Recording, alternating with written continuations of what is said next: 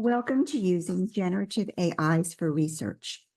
Applications such as Copilot or ChatGPT can play a useful role in the process of gathering business intelligence.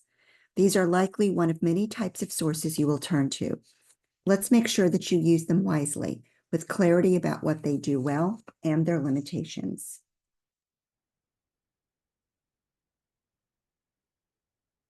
Generative AIs can be very useful for applications such as proofreading, summarizing, organizing workflows, projects, tasks, even ideas. When conducting research, they can also be useful for the brainstorming and ideation stages of your work, especially when diving into a topic about which you have little or no knowledge. When using a generative AI, it is very important that you take all of the following into consideration. An AI search results are based on prediction and pattern recognition, not critical thinking. It cannot apply independent analysis, evaluation, or reasoning. That is all on you. It's imperative that you carefully evaluate all returned results, considering factors such as bias, incompleteness, content that is very high level, simplistic, lacking appropriate nuances and complexities, and hallucinations or made-up information, as well as misinformation. Be sure to validate all citations or mentioned sources. Does the source actually exist? Is the source credible? Does the cited article or report exist? And consider issues of ethics and transparency, such as copyright permissions and breaching privacy. Think twice before uploading documents or creating prompts that might reveal confidential information. Consider, have you signed an NDA? Are you identifying information that might be confidential, such as the client's name, financial reports, or other internal data? And who owns the copyright? Don't assume that you have permission to upload articles or reports that you located on the internet. And never upload any information from a licensed library database, as our licensing agreements strictly forbid it.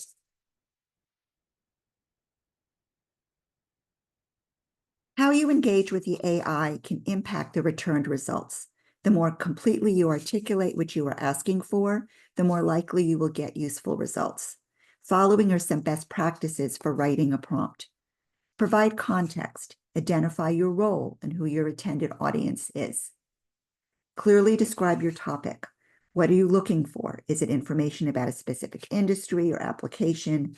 What is the purpose of the research? To solve what problems? To answer what questions?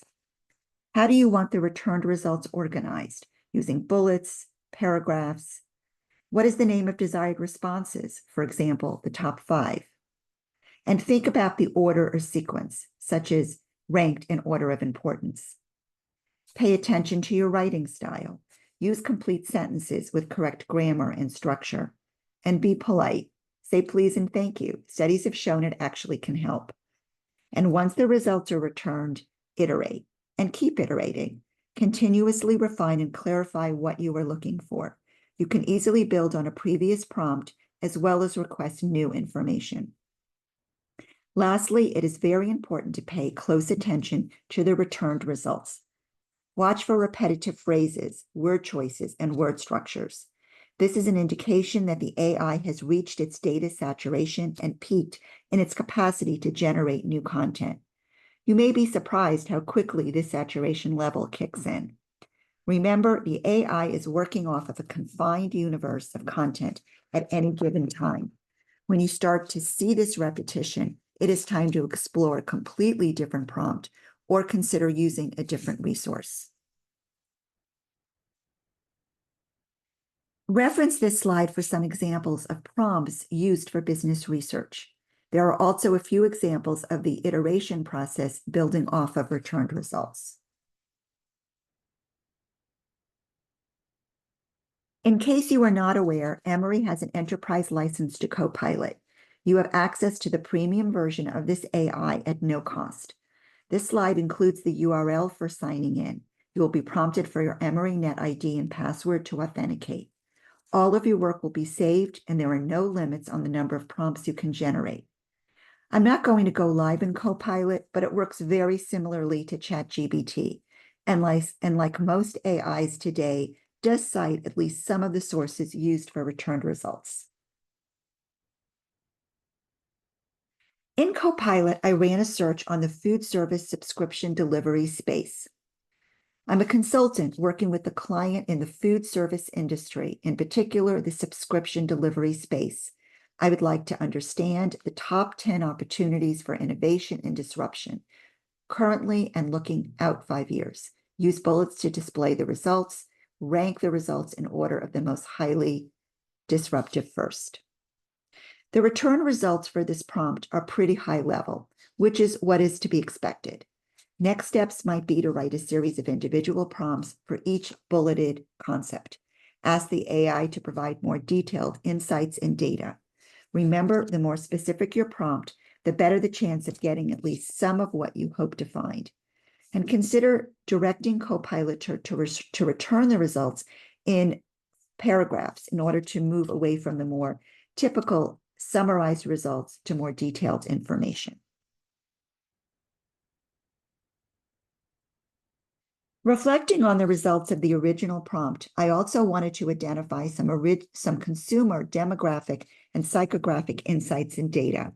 I was not happy with the sources that were cited for the original search, so I intentionally asked for results from types of resources that I knew would be more credible, such as market research reports, food industry publications, and associations. I even identified 2 specific sources by name, MRI Simmons and Mintel. Looking at the 20 returned citations, a third were from questionable sources. The more successful results were from the specific sources named in the prompt, MRI Simmons and Mintel. Most results were from Zion and Zion. This is actually a consulting firm that sells itself as a one-stop shop for all marketing and branding needs, including creating customized market research. The fact that it is so highly cited tells me that the AI was very influenced by its search engine optimization. But the AI completely missed using any content from legitimate market research publishers, in spite of the wide accessibility of freely posted executive summaries of these reports on the internet and their frequent mentions in business and industry press. And another point, Copilot did not include any information at all from industry publications or associations, both key sources of credible industry data and mentioned in my prompt. Noticing that the AI did search for the specific sources I identified, I once again reworked the prompt to return results from the Wall Street Journal, New York Times, Forbes, Fortune, and Bloomberg. Looking at those return results, this proved to be an effective search strategy.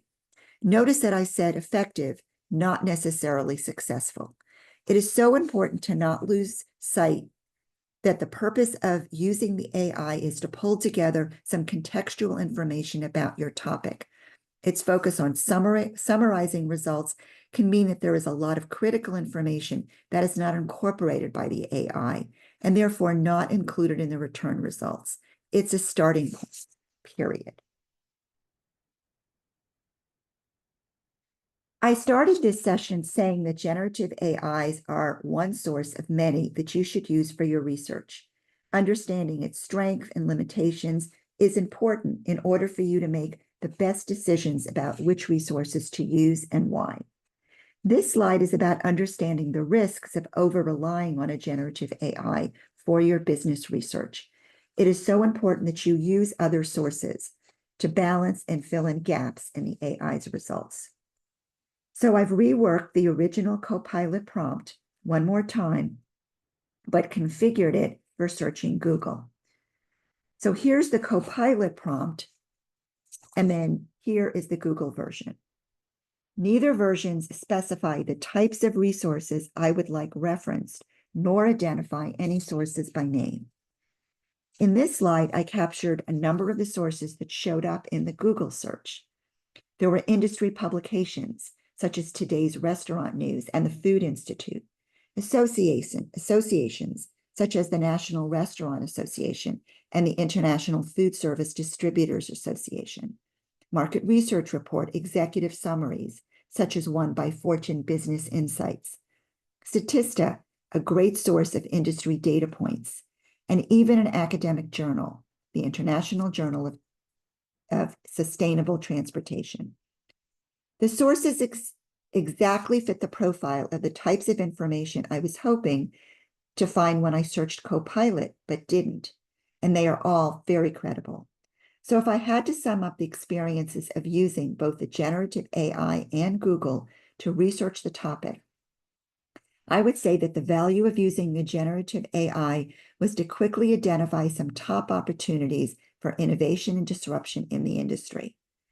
But from there, I needed to use other sources to validate that these opportunities were real and relevant, which required identifying and reading content from a variety of credible sources in order to accomplish a balanced, robust, and nuanced understanding of the industry. Finally, I wanted to mention Perplexity, another generative AI. This is an AI that you might want to explore and consider adding to your toolkit. Perplexity searches the internet in real time so that it can access the latest information, which is one of the limitations of most other generative AIs. They are bound by knowledge cutoff dates, so you are not able to access current information, which can trigger hallucinations to fill in content gaps. Since Perplexity's core content universe is the internet, that limitation does not exist. Perplexity also enables you to select specific types of content to search, such as academic sources or social media. But it is still susceptible to all of the previously discussed challenges of searching any generative AI, including hallucinations, ethical and privacy issues. And finally, just a reminder that your Gosweda Business Librarians are available to support all of your course projects throughout the semester. Reach out to us to schedule a consultation targeted for your research. Email gbs, askalibrarian@emory.edu, tell us about your project, and include 4 to 5 dates and times. We look forward to working with you.